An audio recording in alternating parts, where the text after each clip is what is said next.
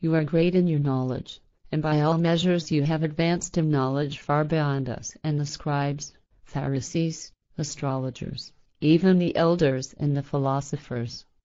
Therefore, come join our society, be one of us and teach us your knowledge. But Jmadul answered, saying, Even if I were to teach you my knowledge, it would not agree with your teachings, because you follow incomplete human wisdom, whereas I adhere to spiritual wisdom.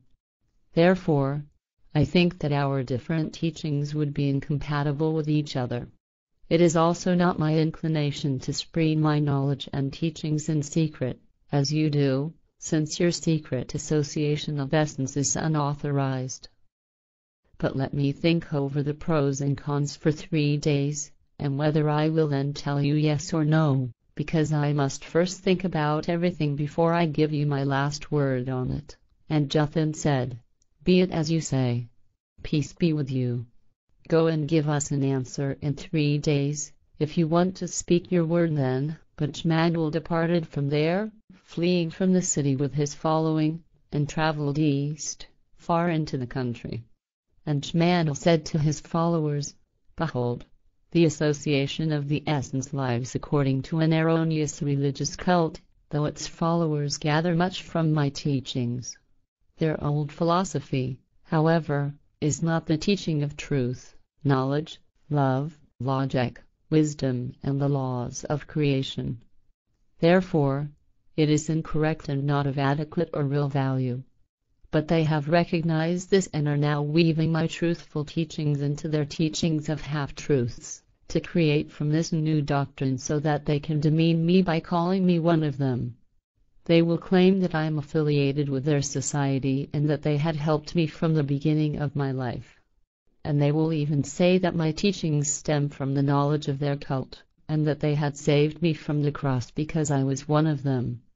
They will claim that all my followers were from their cult, and they will also claim that I am the Son of God. But I tell you that I have never belonged to this association of essence and that I have nothing in common with it or its followers, thus I also never received help from them. The association of the essence will not be the only group to make use of my name. Many cults will come forth in my name and will thus consider themselves great and will want to dazzle the people thereby. Similarly, people will establish peculiar cults and will glorify me in them, so as to be more credible, whereby the public can be further enslaved and exploited.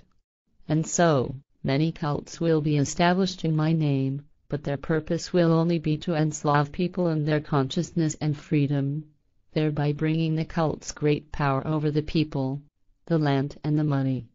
But I tell you that no cult will be righteous if it does not recognize creation alone as the highest power and does not live according to its laws and directives.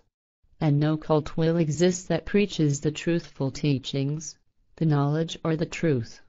It will be 2 times 1,000 years before the time comes when my teachings will be preached anew, without being falsified. This will occur when false doctrines and erroneous cults, when lies and fraud, and when deception by the conjurers of the dead and of spirits, by the soothsayers and clairvoyants, as well as by all the charlatans of the truth, will be at their peak. Until then, false cults, as well as liars, deceivers, charlatans, conjurers of the dead and of spirits, false soothsayers, clairvoyants, and false mediums pretending to speak for supernatural, other dimensional and extraterrestrial beings from the depths of the universe, will be so numerous that they can no longer be counted. And such cults will be built upon human blood, hatred, greed and power, on lies and deceptions, and on cheating, misunderstanding, self-deception, confusion of consciousness and illusion.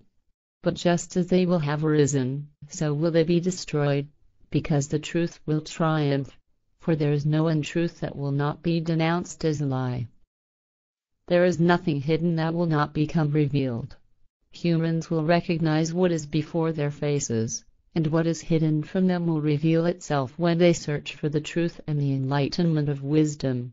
But the truth lies deep within the laws of creation, and there alone should humankind seek and find it. The Those who seek shall not stop seeking until they find, and when they find, they will be profoundly shocked and astonished, but then they will rule over the universe. May humans recognize from this that the kingdom is within them and outside of them. Chapter 36. Humankind and Creation.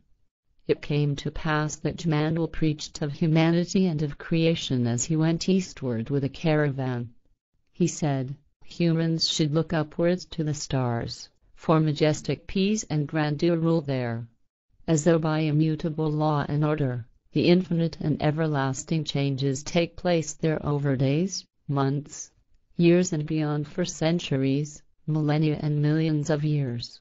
Humans, however, should also look downward upon the earth, for there, as well, is creational activity and endless becoming and passing away, and life and existence, toward ever newly developing forms. Greatness, excellence and beauty rule harmoniously where nature is left to itself. But where traces of human order are at work, their pettiness, disgrace and ugliness testify to alarming disharmony. With inflated chest, humankind calls itself the crown of creation, and yet it is not cognizant of creation and sets persons on a level with it. But this humankind, which has tamed fire and rules the earth, will not go far. Without a doubt, humans will learn to harness water and air, but in the process they will forget to be cognizant of creation above them and of its laws. Thus they will also forget to seek truth, knowledge, love, respect, life, logic, true freedom, and wisdom, and they will forget to live peacefully with each other. Their battle cry will be warfare, for they want to attain power through violence. But when they believe they have power in their hands, they will use it for enslavement and bloodshed, exploitation, brutality, crime, and degeneration. They will speak of honor, freedom and knowledge, but in truth these will be only hypocrisy, coercion and false teachings. Thus, in the future, humankind will lose its face and display an evil and false mask. Many will degenerate into beasts and spend their earthly days without knowledge and conscience. Human ambitions and desires will be directed only toward acquisition, power, lust, addiction and greed. With their intellect, humans will arrange the things of this world to make them subservient, regardless of the fact that in so doing they break the laws of nature and destroy nature itself in many ways. They will no longer trust in the eternal truths, which are anchored in the laws of nature. Through self-deception, they will find more meaning in the human sciences than in all the values of the laws of nature and creation. In their confusion, humans will believe in this erroneous, self-created, pathetic philosophy of life, which will be produced through the cult's confused teachings and through arrangements of human laws and vagaries of the principles that govern nations. Humans will want to control their lives by external means, because they will have forgotten to be aware of their own essence from the creational point of view. Through deceitful means they will delude, cheat and exploit their fellow humans in the entire world. And wherever trust and truth still exist, they will change it into distrust and untruth, and in so doing they will get farther and farther away from the true life.